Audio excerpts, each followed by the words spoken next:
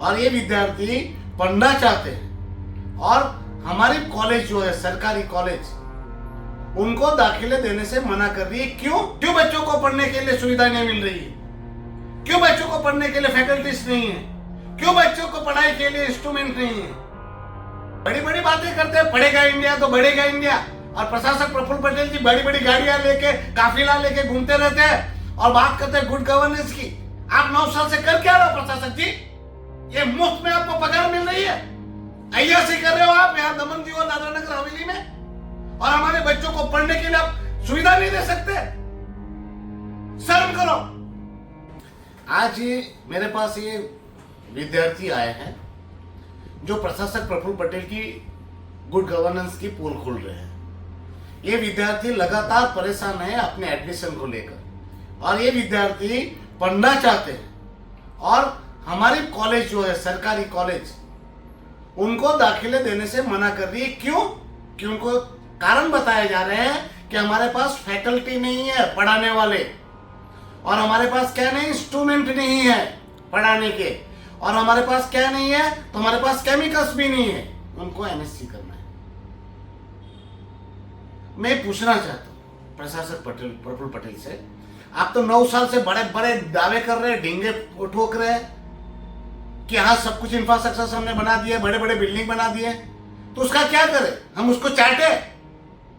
आपने तो बड़ी बड़ी बिल्डिंग क्यों बनाई सबको पता नहीं है। किस प्रकार से उसमें भ्रष्टाचार हो रहे हो किसी को पता नहीं है।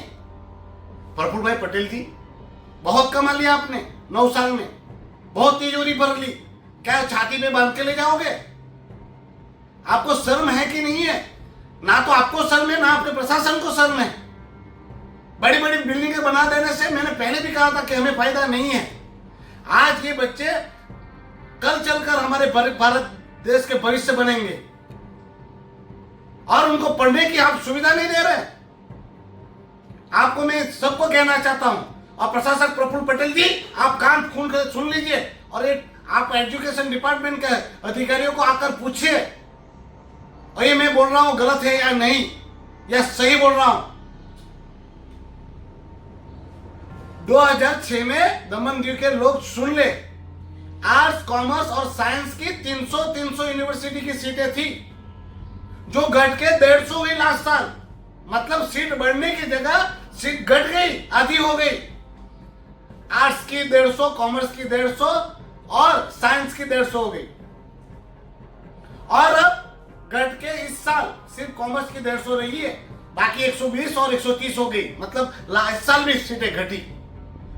इस बार 100 सीटें आई है एमएससी की, उसमें से सिर्फ 50 सीटें भरी जा रही है। और 50 सीट क्यों नहीं भरी जानी है? तो कहा जा रहा है कॉलेज प्रशासन कह रहा है। मैंने कल प्रिंसिपल संजय सर से भी बात की, मैंने एजुकेशन के विभाग के अधिकारी टी अरुण से भी बात की।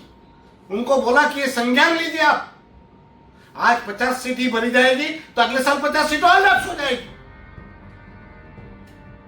बड़ी बड़ी बातें करते हैं, पढ़ेगा इंडिया तो बढ़ेगा इंडिया।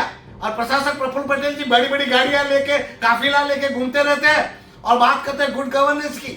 आप 9 साल से कर क्या रहे हो प्रशासक जी? ये मुफ्त में आपको पगार मिल रही है, ऐसी कर रहे हो आप यहाँ दमन दीव और दादरा नगर हवेली में, और हमारे बच्चों को पढ़ने के लिए आप सुविधा नहीं दे सकते। शर्म करो। और दमन दीव के कुछ चाटुकारों को भी कहना चाहता हूं कि चाटुकारों, चाटना से बाहर जाओ और प्रशासक प्रफुल्ल पटेल से पूछो कि इंफ्रास्ट्रक्चर बनाए, कहां फैकल्टी? जो 300 सीटें हुआ करती थी, मतलब इंफ्रास्ट्रक्चर उतना था, इतने फैकल्टी थे, कहां गए फैकल्टीज? क्यों बच्चों को पढ़ने के लिए सुविधा नहीं मिल रही है? क्यों बच्चों को पढ़ने के लिए फैकल्टीज नहीं है? क्यों बच्चों को पढ़ाई के लिए इंस्ट्रूमेंट नहीं है? अगर प्रशासक प्रफुल्ल पटेल में और उसके प्रशासन में शर्म होगी तो इस सीट लैप्स नहीं होने देंगे। बाकी 2 दिन बचे, उसमें तुरंत से तुरंत बाकी जो सीटें वैकेंट है उसमें भर्ती कर इन बच्चों को अच्छी एजुकेशन दी जाएगी, और पढ़ने की पूरी सुविधाएं देगी, पूरी फैकल्टीज की भर्ती करेगी, और सारी इंस्ट्रूमेंट से लेकर सारी सुविधाओं का उपलब्ध कराएगी।